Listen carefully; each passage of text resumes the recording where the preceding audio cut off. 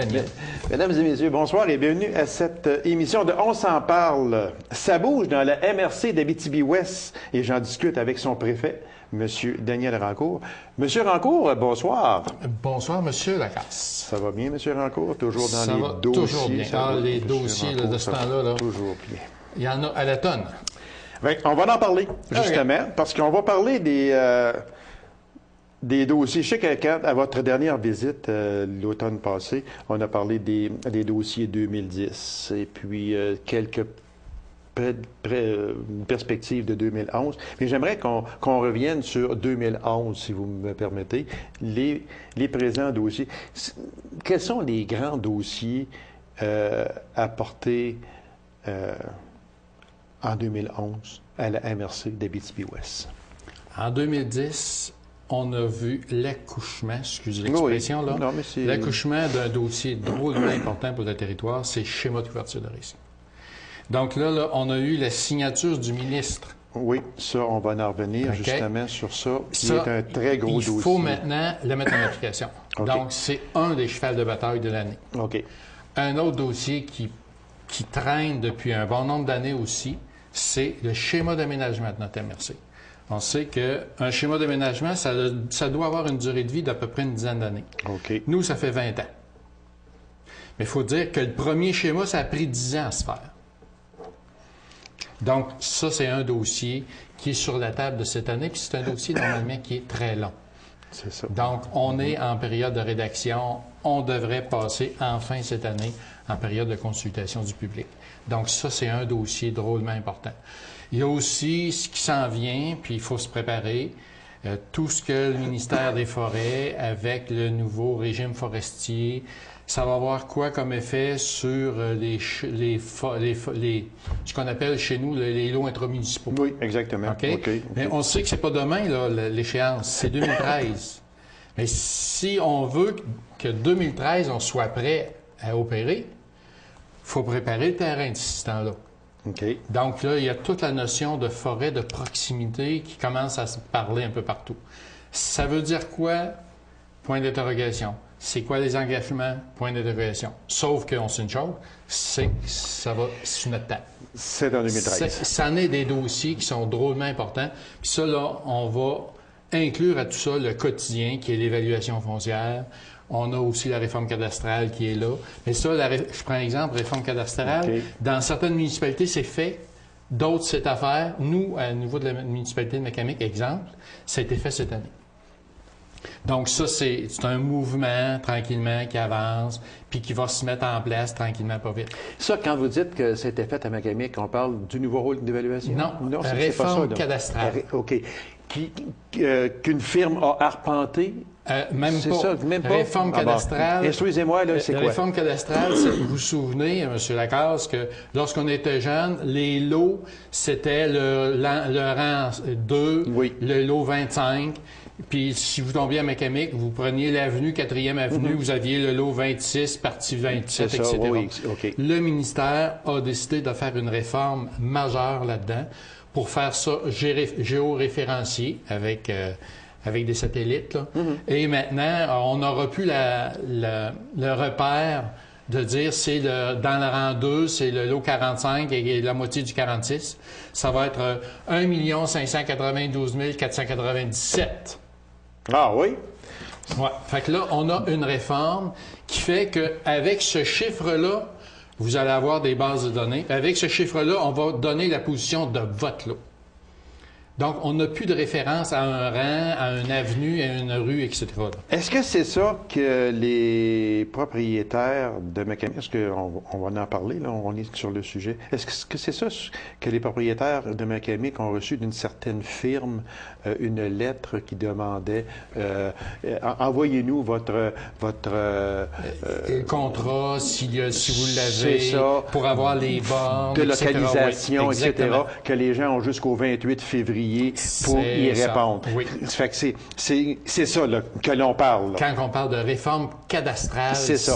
C'est ça. Puis si je prends au niveau de la MRC comme telle, si on prend la Ville de La Sarre, eux autres, ils ont passé dans ce processus-là l'année passée. OK. Cette année, il y avait Mécamic, puis il y avait deux ou trois autres municipalités, et ça va prendre 4-5 ans avant que tout l'ensemble du territoire soit fait. Parce que si on en parle, M. Rancourt, là, c'est parce qu'il y a des personnes de Mécamic qui m'ont demandé si j'avais la possibilité de recevoir quelqu'un de cette firme-là en question, à savoir c'est quoi exactement, puis pourquoi. Parce que dans la lettre, c'est quand même, il y a une certaine explication, mais disons que c'est simple. C'est simple, exactement. Ouais. Et puis, je suis content parce que là, je n'ai pas trouvé une personne pour en parler, mais je suis content qu'on fasse une parenthèse pour en parler, parce que plusieurs gens m'en ont parlé, puis ils me disaient, mais c'est quoi? Parce qu'il y a quand même 3 choses qu'on peut envoyer, mais c'est parce que je pense que celui qui s'envoie le facilement, c'est le plan de localisation. C'est ça. Qui Exactement. est quand même juste une feuille qu'on peut faire une photocopie et l'envoyer. Voilà. Alors, les gens se demandaient, mais c'est quoi? Alors, c'est une nouvelle. Et c'est l'occasion, comme on dit entre nous autres, là, c'est l'occasion de régulariser un paquet de problématiques qui souvent traînent dans des contrats. On a vu là de tout acabit, à savoir que quelqu'un avait acheté un terrain, puis la mère qui restait à côté avait décidé de donner une parcelle de ce terrain-là à l'autre, sauf que ça n'avait pas été nécessairement notarié, sauf que la municipalité était au courant, puis là, il y avait on s'embarque dans des problèmes quand on arrive pour une succession, pour une vente ou pour des choses comme ça. Là, tout d'un coup, un notaire, il reçoit ça. Ah, mais oui, mais non, regarde, ce bout de terrain-là, tu peux pas l'avoir parce que déjà, il a été donné à... Voilà. etc. Donc là, c'est le temps de faire du ménage et c'est pour cette raison-là que les gens avaient reçu une lettre pour dire si vous avez des contrats particuliers, là, c'est le temps. C'était pour ça. Pour régulariser une situation qui traîne depuis très longtemps, et je ne parle pas de traîner par rapport à la ville ou peu importe, qui traîne depuis longtemps, puis qu'on se dit, bien, ouais, ça, il faudrait bien que je régularise ça parce que j'ai donné ce bout de terrain-là à mon fils, mais c'est pas notarié ou quelque chose du genre. Fait que quand je vais mourir, moi, là, il va se passer quoi avec ça, là? Voilà. Fait que c'est un peu souvent, ces situations-là, dire, oh, ben, ça se réglera à ce moment-là, ça se réglera à ce moment-là. On est mieux de Sauf que l'histoire, des fois, là, elle passe, le temps passe, puis il y en a qui oublient, puis etc. Donc, c'est important de faire du ménage dans notre cours, comme on dit. Exactement. Et l'opération cadastrale était une bonne occasion. Alors, remarquez que si vous en parlez à des notaires, puis à ceux qui travaillent dans ça, là, eux autres, excusez l'expression, c'est l'enfer au carré. Parce que on vient de tout chambouler le système. Et c'est la partie peut-être la plus complexe, c'est qu'on perd nos repères. C'est ça. Si, exemple, on parle du rang 2, dans le lot 45 du rang 2, tout le monde sait, ah, c'est là. Mais là c'est 3 592-24. C'est où ça? Personne n'a une idée où c'est. Donc, ça prend la matrice graphique de la MRC pour dire, ce numéro-là, il est là. Ah, c'est ce terrain-là. Donc, c'est... Non, c'est parce qu'il y a des personnes qui ont été même jusqu'à me dire, oh, ben là, moi, là, si tu penses que je vais répondre à ça.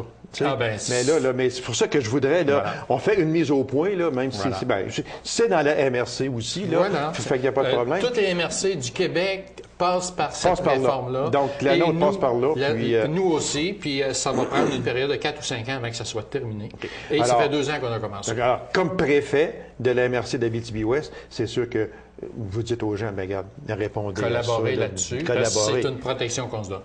C'est ça. Puis c'est pour son bien à nous autres. Et que si on a des ventes ou à léguer des choses, bien, ce sera conforme à ce moment-là. Ça permet de régulariser les on ne disparaîtra pas, puis en laissant un paquet de problèmes à notre succession. Et voilà. Exactement. Mais non, je suis content qu'on en ait parlé, M. Rollins, parce que j'avais même pas ça dans mes notes du tout. Mais à force de se parler, on se comprend. On peut dire ça? Parfait.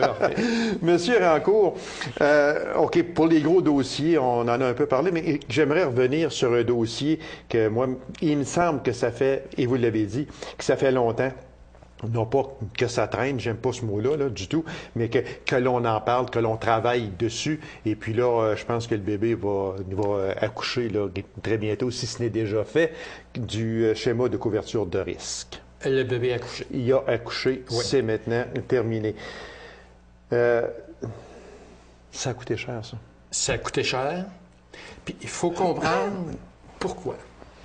Oui, c'est sûr, parce que quand on parle de schéma de couverture de risque, là, on entend dire ici et là, hey, les pompiers, oh boy, regarde, ils sont rendus avec des gros camions, ça n'a pas de Moses de bon sens. On n'a même pas de moyens, des gros Tonka, puis c'est même plus des gros Tonka, c'est même rendu électronique aujourd'hui, en plus de ça. Mais mais il y a des raisons à ça, monsieur. Faut penser, puis si je me permets de faire un petit peu d'historique sur ce dossier-là, il faut penser que si vous reculez d'à peu près une dizaine d'années, le ministère, parce que le ministère, il y a un paquet d'intrants d'informations qui rentrent. À un moment donné, ils se sont rendus compte que le coût des polices d'assurance au Québec était plus cher qu'ailleurs. Que le montant versé à des propriétaires à cause des dommages d'incendie, de refoulement d'égouts et autres, était plus haut qu'ailleurs au Canada. Fait qu'ils ont dit, qu'est-ce qui se passe? Il y a des raisons pour ça. Oui, sûrement. OK? Fait que là, à ce moment-là, ils ont commencé à analyser des situations. Pourquoi qu'on vivait cette situation-là au Québec? Et à ce moment-là, parce que là, il faut penser, c'est tout attaché ensemble, ça. Une municipalité qui fait des affaires, exemple, une brigade des pompiers qui, son personnel est plus ou moins formé, parce que des fois, ça arrive. Non, ça arrive, okay? Ça arrive. Et à un moment donné, il y a une erreur qui se cause. La police d'assurance, elle dit « Oups, monsieur Lacaze, vous étiez pompier, vous avez fait une erreur.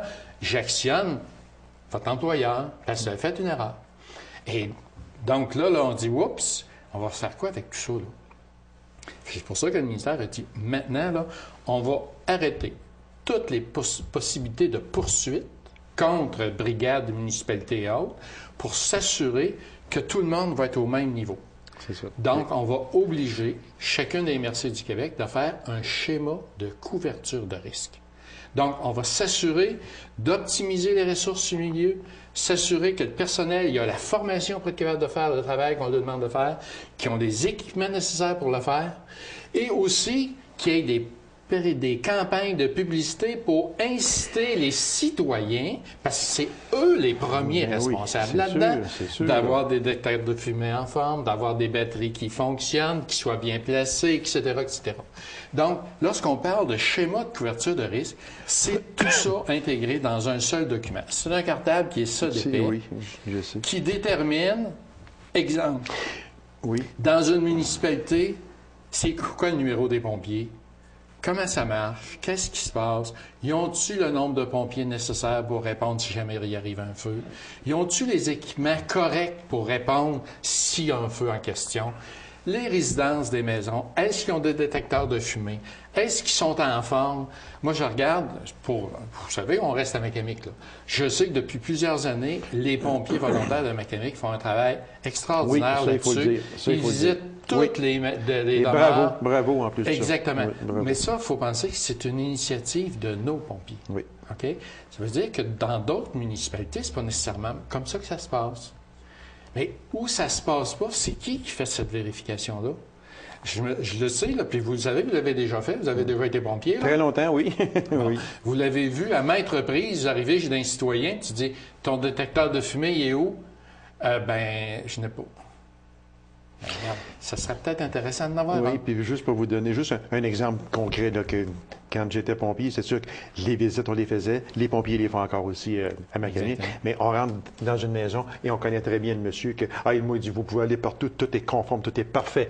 Puis on s'en va à la fournaise dans la cave et puis on frappe sur le tuyau puis on se passe le doigt bord en bord. Fait que, hop là, et je vous jure qu'aussitôt qu'on était parti, le monsieur, il s'en allait à la quincaillerie acheter un tuyau. Mais c'est un exemple, parce que pour lui, son tuyau, il était correct, mais nous autres, on frappait dessus. Puis on a regardé, puis le tuyau était sur le point de s'effondrer. C'est juste un exemple de même, mais c'est un détail excessivement important. On a peut-être sauvé un incendie avec ça. Puis, allons plus loin. Combien de fois vous avez pesé sur le bouton du détecteur pour dire que la batterie était morte? Ça ne partait pas. Je le sais pour en avoir entendu parler régulièrement. Les gens se promènent aujourd'hui avec des piles dans le poche et ils disent, regarde, là, va pas en chercher une, regarde, je vais t'en mettre. C'est ça, je vais t'en mettre. Parce que pour le prix que ça coûte. Voilà. Franchement. Donc, lorsqu'on parle de schéma de couverture de risque, c'est un ensemble d'éléments comme ça qu'on a à mettre en place. Monsieur Rancourt, une question là-dedans, parce que moi, je me souviens très bien d'avoir reçu ici Jacqueline Bégin, entre autres, OK? On parlait qui est responsable. Qui est responsable. Président du comité. Exactement. Puis on parlait de schéma de couverture de risque. Puis si ma mémoire est fidèle, là, je ne veux pas lui mettre des paroles dans la bouche qu'il n'a pas dites, mais il me semble qu'à un certain moment donné, dans la conversation, il était venu que schéma de couverture de risque, c'est pour l'ensemble du Québec. Puis, ils veulent qu'on soit géré comme les grands centres, comme Montréal. Est-ce qu'on peut gérer Palmarol, Lassarde, Macamic, Dupuis, etc., comme c'est géré à Montréal? Est-ce que ça a été... C'est une certaine lacune où je me trompe, ou ça a été corrigé, ou je ne sais pas? Regardez, c'est pour ça que ça a pris tant de temps. Oui, c'est ça, hein, exactement, oui. Parce qu'il faut comprendre qu'au niveau du gouvernement, puis au niveau des systèmes de protection, que vous soyez à Macamic ou à Montréal, quand que le feu prend, il faut que les équipements soient là. Oui, okay? Ça c'est sûr et certain. Si vous êtes à Montréal, comme à Macamic ou à Lassarde ou à Palmarol, si vous ne mettez pas des mesures minimales de protection dans votre demeure, vous courez plus de risques que d'autres. Ça, c'est certain. Donc, c'est ça qu'il faut être capable d'adapter à notre milieu. Puis là, j'ouvre la porte parce que vous l'avez ouvert. Allez-y. Entrez! Je saute dedans. Je prends l'exemple concret. Un feu à Palmarol, dans le milieu de la journée. J'appelle le 911. J'ai le feu chez Pierre Vachon, pour ne pas le citer. OK? Donc là, 911 appelle les pompiers de Palmarol, dit « Oups, il y a un feu chez Pierre Vachon, envoie les pompiers. » Il est 2 heures de l'après-midi. Vous pensez que les pompiers volontaires, jusqu'à présent, c'est du monde qui travaille comme d'autres. Et voilà. OK. Donc, ça se peut qu'à 2 heures de l'après-midi, là, il y ait 4 pompiers ou 5 pompiers qui soient capables de laisser leur travail. De répondre à l'alerte, oui. Puis de répondre à l'alerte. Oui. Mais s'il arrive 4 pompiers sur un feu, comprenez-vous que ça ne va pas bien en short? Non. Il y a des petits problèmes, là. Voilà. Qui deviennent immenses, très vite. Il y en a, comme on dit en bon québécois, il y en a plein les bras. Ah oui, c'est sûr. Donc, lorsqu'on fait un schéma de couverture de risque tel qu'on a fait un maintenant, on a défini, par exemple, dans le jour, on a demandé à chacun des chefs de pompiers, on dit, aujourd'hui, dans le milieu de l'après-midi, si on appelle les pompiers chez vous, combien vont se rendre? Le gars, il dit, ben moi, j'en ai 5. OK, on marque 5. On dit, là, selon les normes minimales pour être faire une attaque, puis ça, vous le savez, c'est au moins 10 pompiers. C'est 10 pompiers, c'est ça. Bon. Oui. Donc, 5, là, il faut demander de l'aide. Oui, on a besoin d'une municipalité voisine. Voilà. Ça, c'est sûr et certain. Donc là, avec le schéma, on est obligé d'orchestrer nos affaires de manière à être capable d'avoir la force de frappe nécessaire pour répondre aux besoins. Alors là, ça, là, ce que vous dites là, M. Rancourt, là, c'est tellement important. Parce que moi, je me souviens très bien, là, je veux juste quelques mots sur ça. Dans les années 70, on avait un incendie, on manquait de pompiers. Il fallait que le chef appelle le maire de Macamic, que le maire de Macamic appelle le maire de Lassarde. Peux-tu demander à ton chef d'envoyer des pompiers? C'était ça. C'était ça. Mais aujourd'hui, on ne fonctionne plus de même. On dit on ne fonctionne plus comme ça, c'est vrai. On a fait des améliorations. Aujourd'hui, moi, comme maire de la municipalité, j'ai donné à mon chef des pompiers l'autorisation que lorsque tu es sur un feu, puis tu juges que tu as besoin d'aide, appelle directement l'autre chef. Tu es assez grand pour ça. Appelle pas le maire pour dire je peux-tu, là. Non. Appelle l'autre chef. On perd un temps énorme. Voilà. Absolument pas. Et dans le schéma de couverture de risque actuel, ce qui est prévu, c'est que lorsque on va appeler le 911, moi j'appelle le 911, je dis « Hey, le feu est pris chez nous », le 911 va savoir « Oups, il est 2 heures de l'après-midi, il faut que j'appelle Macamic, il faut que j'appelle Lassarde en même temps ». C'est ça. Donc, l'appel va rentrer dans les 2 brigades pour s'assurer que ça fonctionne. Mais là, M. Lacasse, regardez le scénario. C'est quelqu'un de Sainte-Rose que le feu est pris. OK? On a demandé au chef de pompiers de Sainte-Rose, puis je prends des exemples. C'est pas des chiffres qui sont réels, c'est sont fictifs, les chiffres, mais juste pour illustrer une précise situation. J'appelle à Sainte-Rose, le chef de pompiers dit, moi, dans le jour, là, j'ai 3 pompiers qui peuvent répondre. OK? Il en manque Proche, là, il y a Macamic. Oui. Il y a Palmarol, puis il y a Tachereau. Oui. Dans un rayon. Oui, dans le rayon, oui. Donc, on va dire, à Tachereau, il y a combien de monde qui peuvent répondre? Il y a 4 qui peuvent à Tachereau. À Macamic, il y en a 8 qui peuvent répondre. À Palmarol, il y en a 5 qui peuvent répondre. Donc, on va dire, oups, pour avoir nos 10, il faut que j'appelle Sainte-Rose, il faut que j'appelle Macamic automatiquement. Oui, parce que là, on monterait à 11. C'est ça. On Mais serait si, exemple, Macamic, il y en a 4 de disponibles, puis je fais le calcul, oups, j'en ai 3 à Sainte-Rose. Il en manque 3. Faut que j'appelle Macamic, il m'en manque encore 3. Donc, il faut que j'appelle une 3e brigade. Fait que vous voyez, là, le bouleversement que ça va demander dans les habitudes de fonctionnement. Oui, ça, je suis bien d'accord avec vous. Mais par contre, on peut dire, par exemple, que les municipalités, j'aime pas dire ce mot-là parce que les municipalités étaient bien protégées avant le schéma de risque. Et ça, je veux bien spécifier ça, puis je pèse très bien mes mots. Mais est-ce qu'on peut dire qu'aujourd'hui, les municipalités sont encore mieux protégées qu'avant le schéma de couverture de risque? Bien, puis là, regardez, là, je dis, le schéma, là, il est à mettre en place. Demain matin, s'il arrive un feu, là, c'est pas ça qui va se passer. Ça va être comme on vous disait antérieurement. Oui, exactement. Okay? On va en venir là, par exemple. C'est ça. OK. Et on pense, puis ça, on le fait en collaboration avec les chefs, avec les maires des municipalités, on pense que notre option va être plus optimum. OK. OK? C'est ce qu'on souhaite. Puis je vous dis, là, c'est l'usage qui va nous dire, ça marche-tu ou ça marche-tu pas?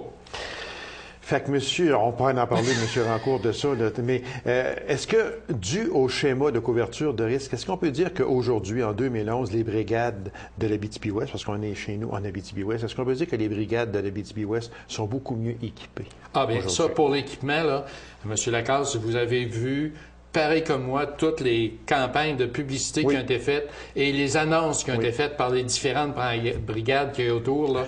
Puis regardez-les, là, presque tous, il y a 12 brigades de pompiers en Abitibi-Ouest. Puis sur les 12, je pense qu'il y en a 10 qui ont acheté des camions neufs. C'est ça. Fait que ça veut dire que des vieux camions de 1960, là, ils peuvent très bien fonctionner peut-être, mais c'est les morceaux que nous avons plus aujourd'hui. Et l'autre élément qui est peut-être intéressant aussi, c'est que les brigades sont tenues de faire une vérification de leur équipement. Okay. Ce qui n'était pas le cas nécessairement. Certaines brigades le faisaient, d'autres le faisaient plus ou moins. Puis d'autres on le faisait aux tout. 2 ans, d'autres le faisaient aux 3 ans. Alors, la pompe n'a pas fonctionné l'année passée. On a eu un feu, puis elle fonctionnait bien, donc elle doit fonctionner encore. Mais est-ce qu'elle répond à certaines normes de capacité et autres? Ça, ce n'est qu'un exemple. Oui. Je vais donner un autre exemple qui est aussi important, c'est la quantité d'eau disponible. Vous êtes en plein hiver, là, puis arrive un feu, là. Vous êtes au rang X, qu'il n'y a pas de cours d'eau proche, puis même sinon, il est gelé bord en bord. Il est gelé bord en bord. On fait quoi? Donc là, dans notre schéma de couverture de risque, on s'assure qu'il y ait un minimum d'eau pour être capable de répondre aux besoins qui est là. Donc, on peut dire, M. Rancourt, pour terminer sur ce sujet-là, qu'aujourd'hui, les municipalités étaient avant ça bien protégées, mais sont encore mieux protégées. Ils devraient être protégés d'une manière plus optimale. Plus optimale. Et c'est ce qu'on souhaite. Et c'est à mettre en place. Je parlais justement parce que pour faire tout ce travail-là, la MRC a engagé ce qu'on appelle un préventionniste. OK? Le préventionniste, lui, a mettre en place toutes ces mesures-là, une en arrière de l'autre. Et la personne a été engagée la semaine passée. OK. Fait que vous voyez là que l'ouvrage qu'on se parle, elle est à venir. Elle va s'échelonner dans le temps. C'est sûr que ça ne se fera pas d'ici le mois de mai. Voilà. Il faut quand même et on a réaliste. pour 3, 4, 5 années à mettre ça en place. Oui, exactement. Parce que chaque municipalité, dans le schéma de couverture de risque, elle s'est engagée. Moi, à la première année du schéma, je dois faire ça, ça, ça. La deuxième année, je dois faire ça, ça. Il y a un plan ça. bien établi. Voilà. Et c'est à ça qu'on s'engage actuellement. Monsieur Rancourt, je vous la pose, mais je vous demande un oui ou un non. Est-ce qu'on peut en venir avec ça, à avoir des brigades permanentes? Que c'est dans les facteurs Je dois vous avouer que pour avoir des brigades permanentes actuellement, il y a certaines villes d'une certaine grosseur peuvent se permettre ça. OK. Sauf que dans les petits milieux comme les nôtres, c'est pas demain la veille. C'est pas demain la veille. OK. Monsieur Rancourt, gestion des contrats. Pourquoi vous faites une belle grosse grimace de même? Est-ce que c'est obligatoire à chaque ville ou à chaque municipalité d'avoir des soumissions pour les contrats de 25 000 et plus? Renseignez-nous là-dessus. Donc, on sait, ceux qui ont suivi l'information, vous savez que le 1er janvier de l'année 2011, toutes les municipalités du Québec ont été obligées d'adopter un plan, un règlement qui précise de quelle manière et selon quelles règles les contrats sont donnés sur son territoire. Et ça, là, la loi nous disait, on a jusqu'au 1er janvier 2011 pour faire ça. Donc, là, janvier 2011, ça fait 1 mois et demi. Il est passé. Oui, il est passé. Et je peux dire que la très grande majorité du Québec on satisfait au sens de la loi là-dessus.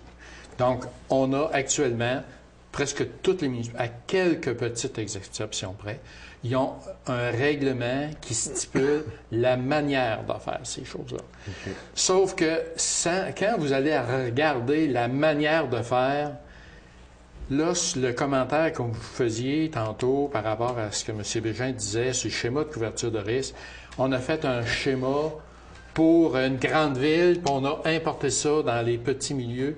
Bien là, pour les contrats, là, c'est le cas de le dire. On se retrouve avec une manière de faire qui est uniforme à la grandeur du Québec. Et puis, il faut penser là, que toute cette problématique-là est sortie pour un contrat qui a été donné à Montréal pour des compteurs d'eau. Oui, exactement. Okay? Et il y a eu qui ont coûté cher des aberrations dans cette manière de faire. Et là, le gouvernement, au lieu de dire « on va régler le problème de Montréal », on dit « on va régler le problème à la grandeur du Québec. De la province de Québec ». Et on a fait une réglementation qui, lorsque vous regardez le détail, devient presque absurde pour des milieux comme les nôtres. Parce que là, mais est-ce que chaque municipalité est obligée d'y adhérer? Oui. OK. Est obligé d'avoir c'est là qu'à un ce moment-là, minimum. on va probablement avoir... Là, je suis peut-être méchant là, en disant ça, mais je ne veux pas être méchant. Je suis réaliste. Est-ce qu'on peut avoir des fractionnements de contrats à ce moment-là? On ne peut pas faire de la main gauche que la main droite n'a pas le droit de faire. Ça, c'est la réponse d'un élu municipal. Monsieur Lacasse, je reprends. Oui, oui. On ne peut pas, non, monsieur Marc, je au comprends sens de la loi, je comprends votre réponse. Très, très, très bien. Monsieur Rancourt, il reste à peine 1 minute. Cours d'éthique par le gouvernement aux élus. Vous allez retourner à l'école, monsieur Rancourt? Oui. Donc ça, c'est un autre élément. Oui. Vous savez là, que depuis maintenant, avec les aberrations qui sortent dans les journaux presque toutes les semaines, là, on se rend compte qu'il y a des maires qui font pas mal le job, il y a des DG qui font mal le job, il y a des conseillers qui font mal le job. Fait que là, il faut réapprendre à faire nos jobs. Fait que c'est le gouvernement qui va vous donner des cours. Ah oui. Est-ce que ça pourrait être l'inverse? C'est méchant. Vous me sortez les mots de la bouche, monsieur Lacasse. Monsieur Rancourt, on est obligé de terminer. Le temps est déjà passé. On avait le transport adapté qu'on voulait voir, le domaine agricole aussi. Dans notre prochaine émission, monsieur Rancourt, il faut absolument parler du domaine agricole, que l'Abitibi-Ouest crie cette détresse face à l'avenir de l'agriculture. Est-ce que, très vitement, le nouveau ministre de l'Agriculture, M. Corbeil, est-ce que c'est bon pour le coin ici? Bien, je pense qu'en tous les cas, on a justement eu, vendredi passé, une rencontre à Rouen avec l'UPA, l'Union paysanne, les préfets des MRC et autres, et M. Corbeil. Puis ceux qui ont suivi l'information, vous savez qu'en décembre, il y a un programme particulier pour les agriculteurs en Abitibi-Témiscamingue. Et M. Corbeil nous a informé lors de la rencontre, il dit, écoutez, ce programme-là, il est en Abitibi-Témiscamingue et il doit être possible de le moduler en fonction des besoins du milieu d'Abitibi-Témiscamingue. Et ça, on était très fiers et très contents d'apprendre cette nouvelle-là. Histoire à suivre. Histoire à suivre, puis on va la suivre de très près parce que le domaine agricole, c'est essentiel, primordial et vital en plus de ça. Monsieur Rancourt, merci infiniment et on se donne sûrement rendez-vous d'ici au printemps pour une autre émission ensemble. Merci beaucoup, Monsieur Rancourt. Bonne journée. Mesdames et messieurs, merci d'avoir été là. On se donne rendez-vous à une prochaine émission. Donc, on s'en parle. Au revoir et bonne semaine.